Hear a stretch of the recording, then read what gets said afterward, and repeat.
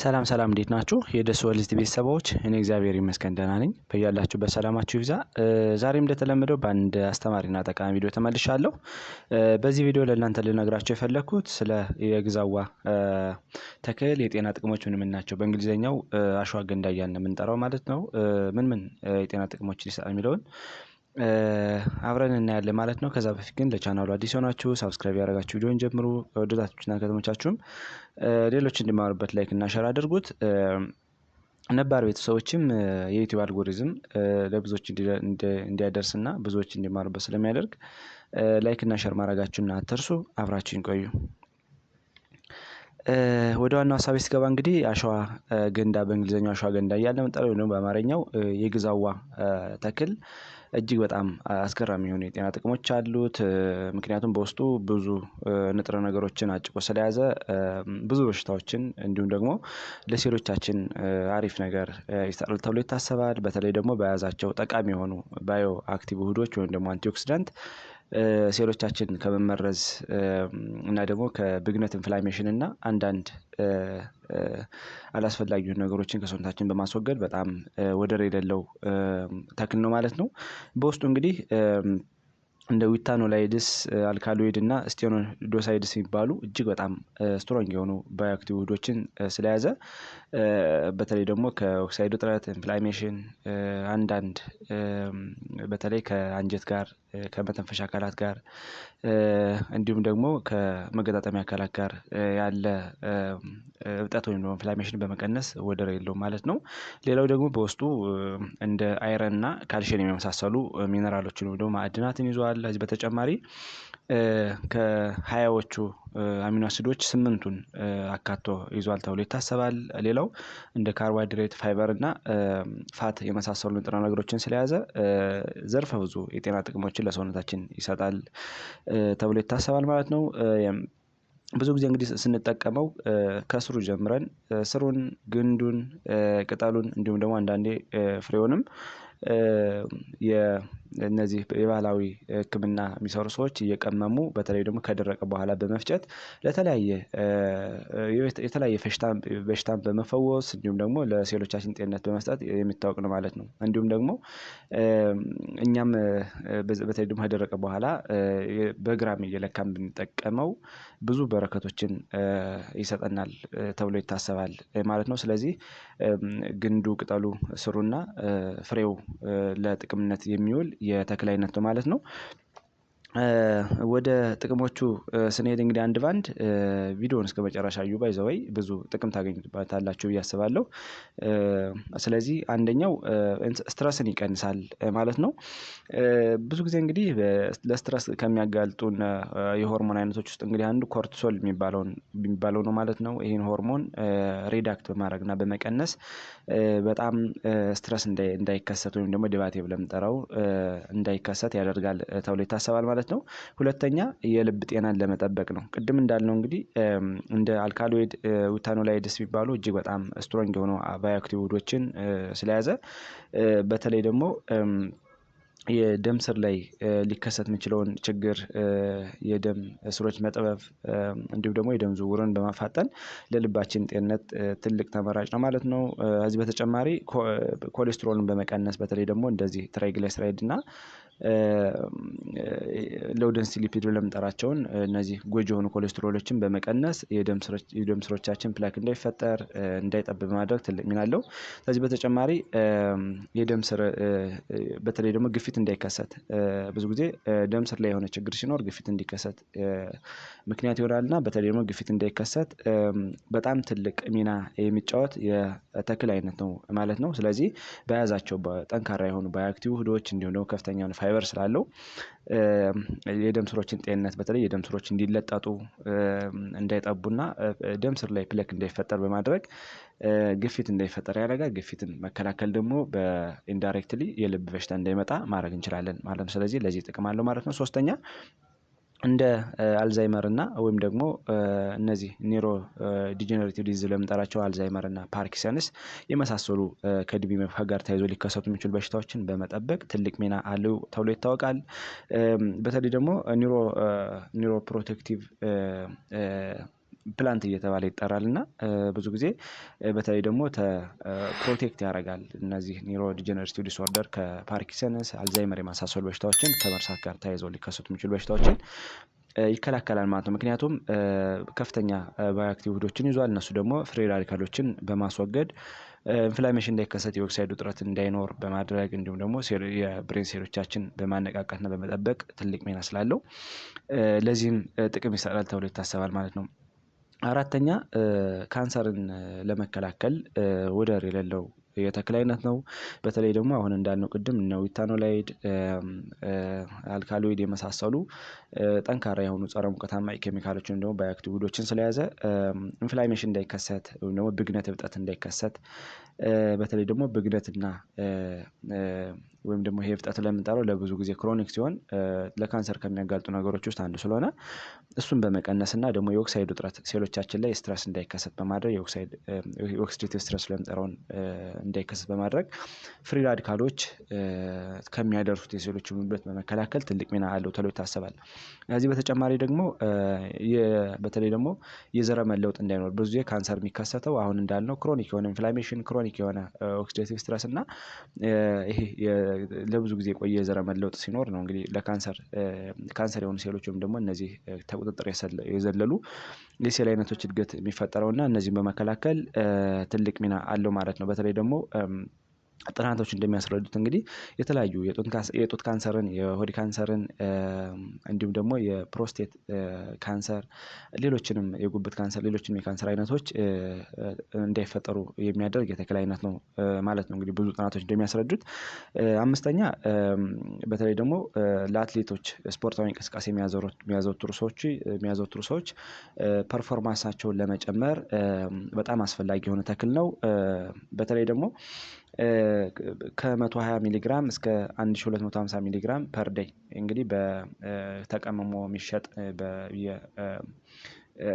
በየማርኬቱ ሊኖር ይችላል። እንዲሁም ደግሞ በባህላዊ መድኃኒትም ተቀምሞ የሚሸጥ አለ። እኛም አዘጋጅተን መጠቀም እንችላለን እና ከ1200 ሚሊግራም ከ120 ሚሊግራም እስከ 1250 ሚሊግራም በዚህ ኢንተርቫል ውስጥ ቢወስዱ አትሌቶች በተለይ ደግሞ የእንትናቸውን ይሄን ማስል ስትሬንግዛቸውን፣ አጠቃላይ ኢንዱራንሳቸውን፣ የኦክሲጅን ኮንሳምፕሽናቸውን በደንብ እንዲጠቀሙ ያደርጋል ማለት ነው።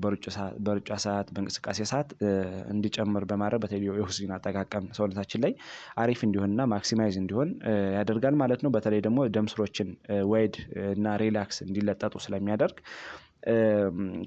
እንዲሁም ደግሞ የማስል ስትሬንግዛችን ስለሚጨምር አሁን እንዳልነው ድካም እንዳይኖር ያደርጋል።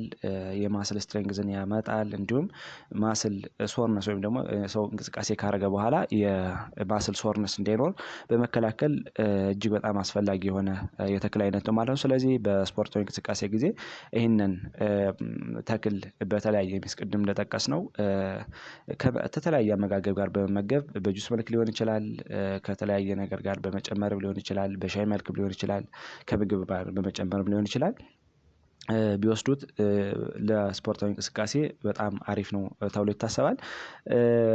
ስድስተኛ የደም ውስጥ የስኳር መጠንን ለማመጣጠንም አሪፍ ነው ማለት ነው። በተለይ ደግሞ ቅድም እንዳልነው ከፍተኛ የሆኑ ጠቃሚ የሆኑ ባዮአክቲቭ ውህዶችን ወይም ደግሞ ጸረ ሙቀታማ ኬሚካሎችን ይዟል ማለት ነው። እነዚህ ጸረ ሙቀታማ ኬሚካል ልንጠራቸው ለምሳሌ ዊታኖ ፊሪን የሚባል ቅድም ያለው ዊታኖ ሳይድስ ብሎ የመጣ ደሪቬቲቭ ነው።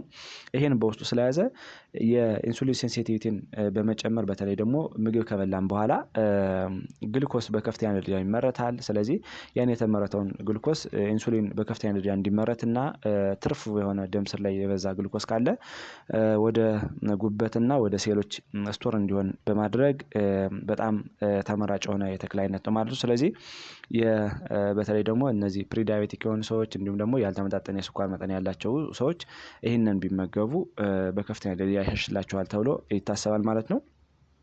ሰባተኛ ኢንፍላሜሽን ለመቀነስ ነው ወይም ደግሞ ብግነትን፣ እብጠትን ለመቀነስ በጣም አስፈላጊ ነው ማለት ነው። በተለይ ደግሞ ኢንፍላሜሽን ብዙ ጊዜ የመተንፈሻ አካላት ቱቦ ላይ፣ አንጀት ላይ መገጣጠሚያ አካላት ላይ እንዲሁም ሌሎች የሰውነት ፓርቶቻችን ላይ ኢንፍላሜሽን ይከሰታል እና እሱን በመቀነስ በጣም አሪፍ የሆነ ተክል ነው ተብሎ ይታሰባል። ቅድም እንዳልነው እንግዲህ በሻይ መልክ ከምግብ ጋር በመጨመር ሊሆን ይችላል። ከሌላ እንደ ኮምባይን አድርጎ ከምግብ ጋር በመመገብ ሊሆን ይችላል። ዱቄቱን በተለያየ ሚስ በመመገብ በተለይ ደግሞ አሁን እንዳልነው ኢንፍላሜሽን ያስተካክላል ተብሎ ይታሰባል። ምክንያቱም ቅድም እንዳልነው ጠቃሚ የሆኑ ባዮአክቲቭ ውህዶችን ወይም ደግሞ ጸረ ሙቀታማ ኬሚካሎችን እነዚህ አንቲኦክሲዳንት ስለምንጠራቸውን በውስጡ ስለያዘ እንደ አልካሎይድ፣ ዊታኖላይድ ስለምንጠራቸውን ጠንካራ የሆኑ ውህዶችን ስለያዘ እነዚህ ደግሞ ብዙ ጊዜ የኢንፍላሜሽን ማርከር ተብሎ የሚጠራውን እንደ ኢንተርሉኪን 10 የሚባለውን በመቀነስ በጣም አሪፍ ነው ማለት ነው። ምክንያቱም ኢንተርሉኪን 10 ለምንጠራው እንግዲህ ኢንፍላሜሽን እንዲከሰት ከሚያደርጉ ማርከሮች ውስጥ አንዱ ነው እና ይህም በማስተካከል ኢንፍላሜሽን ብግነት እንዳይፈጠር ያደርጋል ማለት ነው። በተለይ ደግሞ በየቀኑ ከ0.5 እስከ 2 ግራም ቢጠቀሙ ሰዎች ኢንፍላሜሽን የተለያዩ ሰውነት ፓርቶች ላይ እንዳይከሰት ያደርጋል ማለት ነው። 8ኛ አሪፍ የሆነ እንቅልፍ እንድንተኛም ተመራጭ ነው ተብሎ ይታሰባል ማለት ነው። ሪሰርቾች እንደሚያስረዱት እንግዲህ እስከ 600 ሚሊግራም በየቀኑ የሚወስዱ ሰዎች ከማይወስዱ ሰዎች ጋር ሲነጻጸሩ አሪፍ የሆነ እንቅልፍን የመተኛት ይፈጥራል ተብሎ ይታሰባል ማለት ነው። በተለይ ደግሞ ስትረስን በመቀነስ እንዲሁም ደግሞ እኛን ሪላክስ በማድረግ እንዲሁም ላብ ሆርሞኖች እንዲመነጩ በማድረግ አሪፍ የሆነ እንቅልፍ እንድንተኛ ያደርጋል ማለት ነው። ጥናቶች እንደሚያስረዱት ወደ 300 ሚሊግራም በየቀኑ ለ29 ሰዎች ተሰጥቶ ይሄ በተለይ ደግሞ ዱቄቱ በተሰጧቸው እንደ ሜዲኬሽን ተሰጧቸው በተለይ ደግሞ ኢንሶሜኒያ ያለባቸው ሰዎች ወይም ደግሞ የእንቅልፍ እጦት ያለባቸው ሰዎች ከሌላ ካልወሰዱ ሰዎች ጋር ሲነጻጸር እንግዲህ የተሻለ እንቅልፍ ቤተር የሆነ ኳሊቲ የሆነ እንቅልፍ እንዲተኙ አድርጓል። እንዲሁም ደግሞ እንቅልፋቸውን ቶሎ እንዲወስዳቸው አድርጓል ማለት ነው። በተለይ ደግሞ ሰው አንዳንድ ሰዎች እንቅልፍ ተኝተው በኋላ ለብዙ ሰዓት ሳይተኙ ዝም ብለው እንትን የሚሉ አሉና እሱን አሻሽሏል ተብሎ ይታሰባል። ሌላው በተለይ ደግሞ አልጋ ከወጡ በኋላ የሆነ ቆንጆ የሆነ እንቅልፍ እንዲተኙ እንዳረገ ብዙ ጥናቶች ያስረዳሉ ወይም ደግሞ ጆርናሎች ያስረዳሉ ማለት ነው። 9ኛ ቴስቴስትሮን ወይም ደግሞ የወንዶችን የዘር ፍሬ መጠን በማሻሻል እንዲሁም ደግሞ ፈርቲሊቲያቸውን በማሻሻል ትልቅ ሚና አለው ማለት ነው። በተለይ ደግሞ የስፐርምን ኮንሰንትሬሽን በመጨመር አንዳንድ የስፐርም ብዛት የሌላቸው ሰዎችን ኮንሰንትሬሽን በመጨመር የሴመን ወይም ደግሞ ይሄ ስፐርም ላይ ተቀላቅሎ ስፐርም በደንብ ሞቲሊቲ እንዲያደርግ የሚያደርገውን እንደ ሴመንን ቮሊዩም በመጨመር አሪፍ ነው ተብሎ ይታሰባል። እንዲሁም አሁን እንዳልነው የስፐርም ሞቲሊቲ በማሻሻል ስፔሻሊ በተለይ ደግሞ ሎው ስፐርም ካውንት ያላቸው ወንዶች ላይ በማሻሻል ትልቅ ነው ተብሎ ይታሰባል። በአጠቃላይ የቴስቴስትሮን መጠንን ቦስት ያደርጋል ማለት ነው። ስለዚህ ለወንዶችም አሪፍ መላ ነው ማለት በተለይ ደግሞ የስፐርም ካውንት የሚያስቸግራቸው ሰዎች የዘር መጠን ፈሳሽ ሎው የሆነ ቮሊዩም ያላቸው ሰዎች ይህንን ቢጠቀሙት ቆንጆ ነው ተብሎ ይታሰባል ማለት ነው። 10ኛ ኮግኒቲቭ ፋንክሽናችንን ሜንቴን ያደርጋል ማለት ነው። በተለይ ደግሞ አእምሮን በደንብ የአእምሮን ሴሎችን ፕሮቴክት በማድረግም አሪፍ ነው ማለት ነው። በተለይ በየጥናቶች እንደሚያስረዱት በየቀኑ እስከ 600 ሚሊግራም የሚወስዱ ሰዎች ሚሞሪያቸውን እንዳሻሻለ ብዙ ጥናቶች ያስረዳሉ ማለት ነው። በሌላ መንገድ ደግሞ አንዳንድ ጥናቶች እንደሚያስረዱት እስከ 400 ሚሊግራም በየቀኑ የወሰዱ ሰዎች ለ30 ቀን በተለይ ደግሞ የሆነ ሚሞሪያቸው አቴንሽናቸው ኮንሰንትሬሽናቸው ካልወሰዱ ሰዎች ሲነጻጸር የተሻለ ሆኖ ተገኝቷል እና ሚሞሪያችንን በማሻሻል በተለይ ደግሞ ቅድም እንዳልነው ቆንጆ የሆኑ ባዮአክቲቭ የሆኑ ውህዶችን ስለያዘ እነዚህ ጸረ ሙቀታማ ኬሚካሎችን ስለያዘ አጠቃላይ ለብሬን ሴሎች ላይ ትልቅ ፋክተር አለው ተብሎ ይታሰባል ማለት ነው። ስለዚህ ለአጠቃላይ ለአእምሯችንም አሪፍ ነው ማለት ነው። 11ኛ በተለይ ይሄ አርትራይተስን በመቀነስ ጆይንት ላይ ብዙ ጊዜ የአጥንት ላይ መገጣጠሚያ አካላት ላይ እና ጥርስ ላይም ፋክተር አለው ማለት ነው። ቅድም እንዳልነው እንግዲህ ከነ ካልሽየምን ይዟል ሌሎችንም ባዮአክቲቭ የሆኑ ጠንካራ የሆኑ ባዮአክቲቭ የሆኑ ውህዶችን ይዟል። ስለዚህ እንደ ሮማቶይድ አርትራይተስ ጎቴ አርትራይተስ እና ሌሎች የአርትራይተስ አይነቶችን በመዋጋት አሪፍ ነው ተብሎ ይታሰባል ማለት ነው። አንድ ጥናት እንዳስረዳው እስከ 100 ሚሊግራም በየቀኑ የሚወስዱ ሰዎች በተለይ ደግሞ ከማይወስዱ ሰዎች ጋር ሲነጻጸር እነ ሮማቶይድ አርትራይተስ እነ ጎቲ አርትራይተስ መጠናቸውን ወይም ደግሞ ዩሪክ አሲድ ኮንሰንትሬሽናቸውን ማሻሻል ተችሏል እና ለመገጣጠሚያ አካላት፣ ለጥርስ፣ ለአጠቃላይ ለአጥንታችንም እጅግ በጣም አስፈላጊ ነው ተብሎ ይታሰባል ማለት ነው። በአጠቃላይ ቅድም እንዳልነው እነ ካልሽየምን ስለያዘ ካልሽየም ደግሞ ለአንዱ የቦናችን የአጥንታችን እንዲሁም ደግሞ የጥርሳችን አንዱ ኤሌመንት ነው እና እሱን በማሻሻል እና የመገጣጠሚያ ችግር እንዳይኖር በማድረግም አሪፍ ነው ተብሎ ይታሰባል ማለት ነው። 12ኛ አሁን እንዳልነው በተለይ ደግሞ ለደም ማነስ ቅድም እንዳልነው አይረን ይዟል በውስጡ።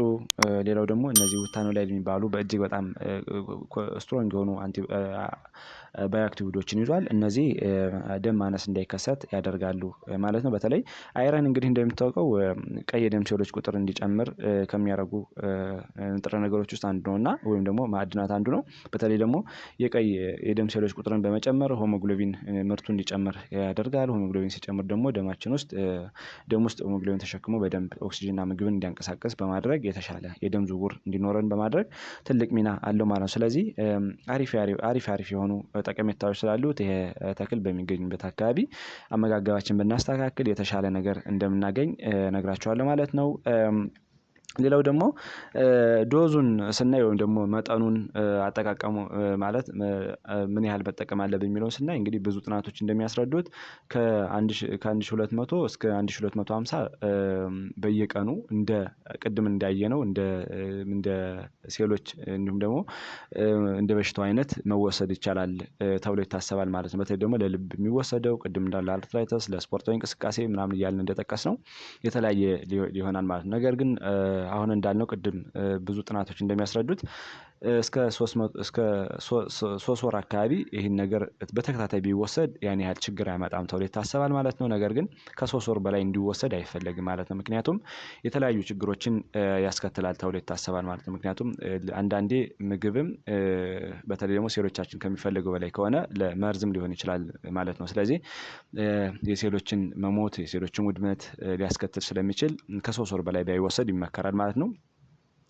ሌላው በመጨረሻ መውሰድ የሌለባቸው ሰዎች እነማን ናቸው የሚለውን ስናይ እንግዲህ ይሄ በብዙ ጥናቶች የተረጋገጠ ብዙ ጆርናሎች እንደጻፉት እንዲሁም ደግሞ በተለይ ደግሞ እነዚህ ሰዎች ቢወስዱት ለነሱ አድቨርስ ኢፌክት ያመጣል ተብሎ ስለታሰበ ነው ማለት ነው። ስለዚህ መውሰድ የሌለባቸው ሰዎች የሚያጠቡ እናቶች ብዙ ጊዜ የሚያጠቡ እናቶች ሚልክ ላይ ወይም ደግሞ ላክቴሽን ላይ ብዙ ችግር ስለሚያመጣ ወደ ህፃኑ ስለሚሄድ ችግር ያመጣል ተብሎ ይታሰባል። ሌላው ነፍሰ ጡር እናቶች ነው። ብዙ ጊዜ ነፍሰ ጡር እናቶችን በተከታታይ የሚወስዱ ከሆነ ውርጃ ሊያስከትል ይችላል ወይም ደግሞ የማህፀን ጫፍን ሊያነቃቃ ይችላል ተብሎ ስለሚታሰብ ለነፍሰ ጡር እናቶችም አይመከርም ማለት ነው። ሌላው ሰርጀሪ ለሚሰሩ ሰዎች በተለይ ደግሞ ሰርጀሪ ከመሰራታቸው ከ2 ሳምንት በፊት ይህን ነገር ማቆም አለባቸው ማለት ነው። ምክንያቱም አንደኛ የነርቭን ስርዓት ያዛባል ተብሎ ይታሰባል። ሁለተኛ ደግሞ ብሊዲንግ ያስከትላል ተብሎ ይታሰባል ማለት ነው። ስለዚህ ሰርጀሪ ከመሰራታቸው የሚወስዱ ሰዎች ከ2 ሳምንት በፊት ይህን ነገር ማቆም አለባቸው ማለት ነው። ስለዚህ ሰርጀሪ የሚሰራላቸው ሰዎች ብዙ ጊዜ ከሚከታተላቸው ጤና ባለሙያ ጋር ኮሚኒኬት ማድረግ አለባቸው። እንዲሁም ደግሞ ብዙ ጊዜ ሰርጀሪ የተሰራላቸው የሚሰራላቸውም ሊሆን ይችላል የተሰራላቸው ሰዎች ዝም ብለው ራሳቸው መጠቀም የለባቸው ማለት ነው። ሌላው የፕሮስቴት ካንሰር ያለባቸው ሰዎችም ብዙ ጊዜ ካንሰሩ እንዳይፈጠር ሊያደርግ ይችላል መጀመሪያ ነገር ግን ተፈጠረ በኋላ እንዳይወስዱት ይመከራል ማለት ነው። ምክንያቱም ካንሰሩ ወደ ተለያየ እንትን እንዲያደርግ ምክንያት ሊሆን ይችላል ማለት ነው። ከዚህ በተጨማሪ የታይሮይድ ፕሮብሌም ያለባቸው ሰው በተለይ ደግሞ ሃይፖታይሮይዲዝም እና ሃይፐር ታይሮይዲዝም ያለባቸው ሰዎችም እንዲጠቀሙት አይመከርም። ከዚህ በተጨማሪ የጉበት በሽታ ወይም ደግሞ ሊቨር ችግር ያለባቸው ሰዎችም ይህን ነገር እንዲጠቀሙት አይመከርም ማለት ነው። ምክንያቱም ብዙ ጊዜ የጉበትን የማጣራት አቅም ወይም ደግሞ ዲቶክሲፊኬሽን የማድረግ አቅሟን ይቀንሳል ተብሎ ስለሚታሰብ እና ጉበት ላይ ችግር ካለ ይሄ ነገር አይመከርም ማለት ነው። ዛሬ እንግዲህ ስለ ግዛዋ ቅጠል ወይም ደግሞ አሽዋገንዳ ብለን የምንጠራው የቅጠል አይነት የተክል አይነት አሪፍ ግንዛቤ አግኝታችኋል ብዬ አስባለሁ። ከወደዳችሁና ከተመቻችሁ ለሌሎች እንዲደርስ ላይክ እና ሼር አድርጉት። ሌላ ቀጣይ ላይ የሚለቃቸው ቪዲዮዎች ደግሞ ለእናንተ እንዲደርሷችሁ የደወል ምልክቱን መጫን አትርሱ። ባይ ባይ።